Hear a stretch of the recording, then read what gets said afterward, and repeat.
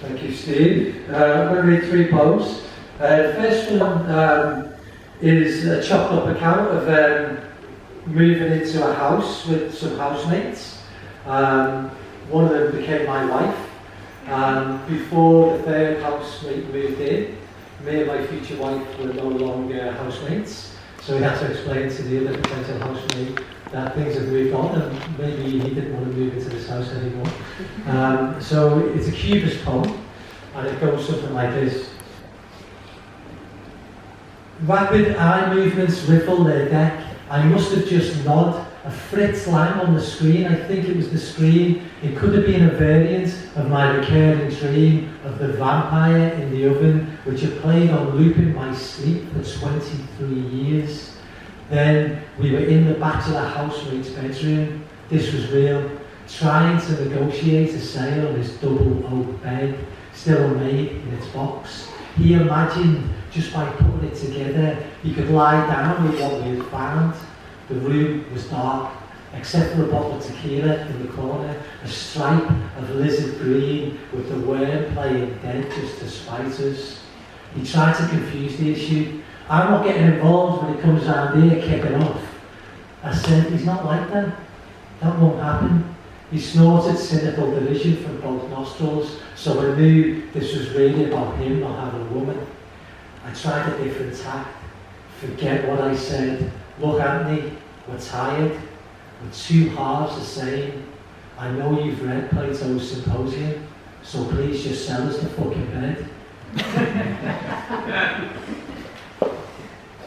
The next one is from Michael McCabe, the big poet. I don't know, some of you have probably seen a video of Michael McCabe reading his poems to a cage of lions. It's one of the most horrible things I've seen in my life. Partly for Michael McCabe's dodgy sweater, but secondly the agitation he's causing these animals. So this poem is called Shut Up, Michael McCabe. No poet, however beat, should roar their poetry to a cage of lions. Stand back, Michael McCabe, you're baiting an endangered species. Poetry isn't a meat rack, but your body is fish carpaccio garnished with a collared sweater. This isn't the way to take care of the language, Mr. McCabe. The Belarusian and Maori poets are in my cab, and there are 10 red ravens circling on Fleet Street. When we arrive at the glass building, the Belarusian says the original must be faithful to the translation.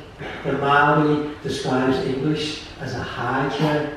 Later, I drink in the hole in the wall while a Pole has an argument on his phone. Another cab arrives. The Navajo Nation Poet Laureate tells me how poetry came into her life with joy hard-joined its possibilities. Poetry is where the cortex of the language grows limbs and walks. Laura Torrey, you make poetry because the Navajo need you. Valgina Mort, Belarusian is a futurist train with a furniture consignment. Vaughan Rapatahana, Tereo Mali is your space-time matrix. I have heard poetry as an act of defiance. I have heard poetry as the DNA of the poet. I have heard poetry as brought by a raven. I have even seen poetry dropped from a helicopter, but I have never seen poetry roared to a cat. Shut up, Michael McCabe. The lions want their meat. And this is a last poem. It's for John Latham, the artist. I was lucky enough to curate an exhibition about William Blake in his house, which is now a gallery in Peckham. It's called Flat Time House, and it's one of many ideas that John Latham had, which I can't possibly describe even if I wanted to. But I'm going to just mention one, because I use this refrain, Oho.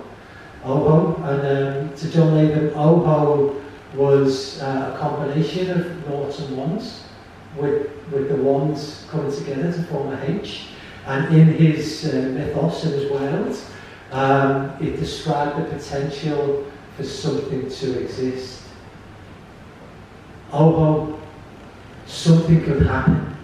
The night flexes its looks, flashes its lesions. Oho, oho. In emergence, transhumance, imminence, tall buildings that were, 10 landmarks, world trade, transfer markets, oboe, 0 is 1, 1 is 0, the print is in the roller, vermilion, ochre, malachite, the symbol yet to commit.